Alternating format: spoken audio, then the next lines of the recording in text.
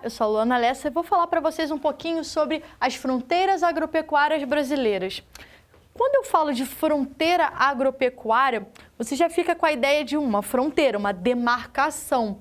E o que isso significa na prática para a gente? Significa que a gente tem aqui uma área onde cada vez mais a agropecuária avança para dentro da floresta amazônica. Isso é a fronteira, a expansão da fronteira agropecuária. A fronteira agropecuária vai dividir essa área, onde você vai ter uma atividade agropecuária, mas o que a gente assiste é uma expansão dessa fronteira. Como é que ela ocorre, Ela ocorre devido à expansão do agronegócio. Então a gente vê que essa fronteira está se expandindo e a atividade agropecuária está começando a tomar conta de áreas que eram de vegetação amazônica. Áreas de vegetação natural que estão sendo desmatadas para criar gado, para criar agricultura voltada para o agronegócio. O que é uma agricultura voltada para o agronegócio?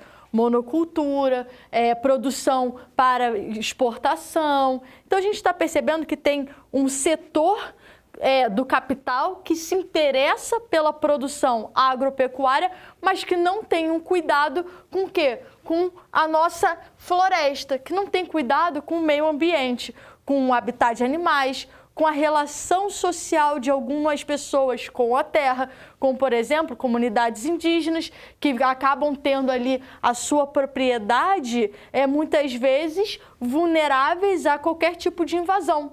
Então, quais são as consequências desse avanço da fronteira agropecuária? A consequência primeira de todas é o desmatamento. Como é que você adentra, Antes de falar sobre essas consequências, eu vou falar sobre as fontes, de expansão, as formas de expansão. Nós temos as diferenças, por exemplo, de poceiros e de grileiros.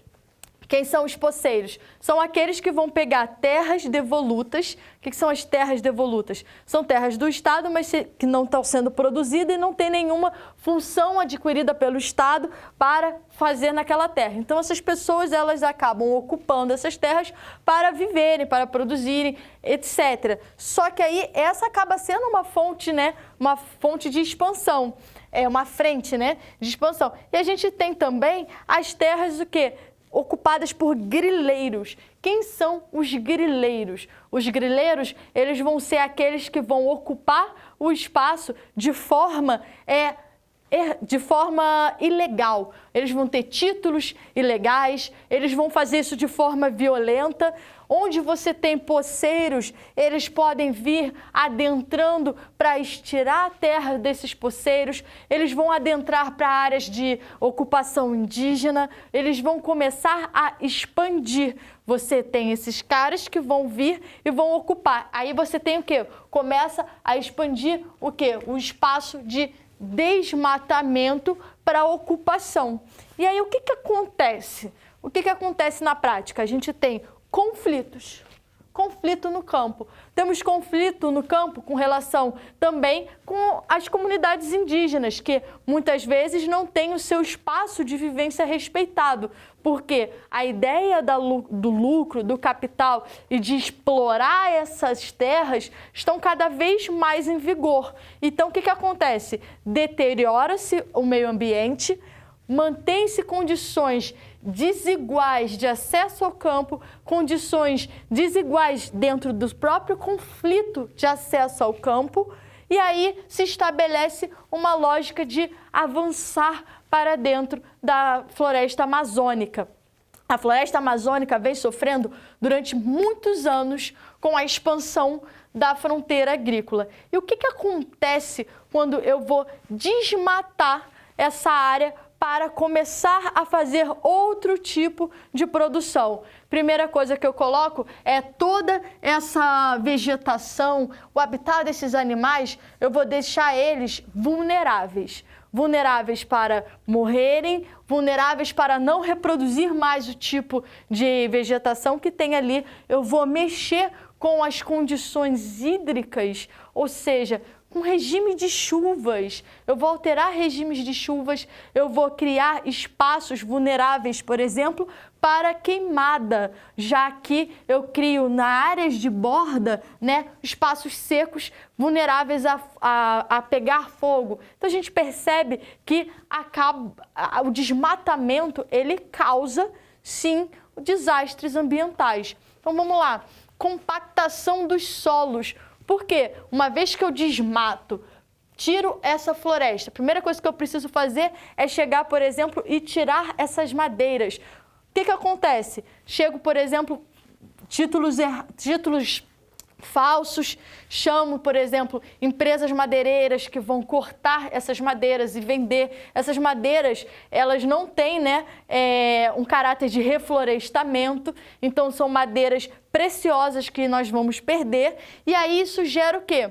Um espaço aberto, um campo aberto, onde se coloca gado e se justifica que aquela terra não é improdutiva, que aquela terra tem uma função, e aquela função seria uma produção pecuária. Seria a forma mais fácil de eu começar a ocupar. Tiro as árvores, boto gado. É a forma mais rápida, já que para eu criar a agricultura, eu tenho que criar toda a infraestrutura. O gado vai compactar o solo. O que é isso? O pisar do gado começa o quê? A tirar, se antes o solo estava ali fofinho por conta das raízes, das plantas, das árvores, e isso faz com que o solo fique mais, que a gente chama de aerado, né? O que é aerado? Não é que tem areia, mas é que tem ali condições assim, tem ar, tá fofinho. E aí, conforme eu tiro o pouquinho de ar que tem na terra, ela vai ficando dura, compacta. E é difícil você voltar a ter uma plantação dentro de um solo compactado. Isso vai gerar empobrecimento do solo.